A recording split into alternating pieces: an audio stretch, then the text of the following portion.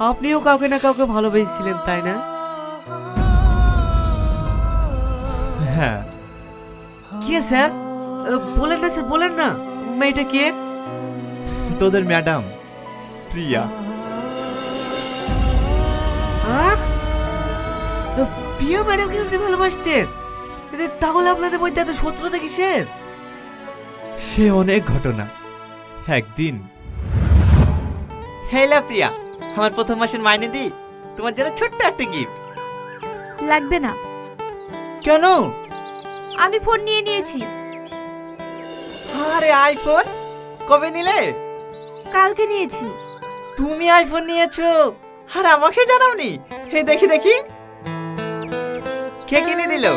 চাচাজি নাকি? না, আমার হবু বর।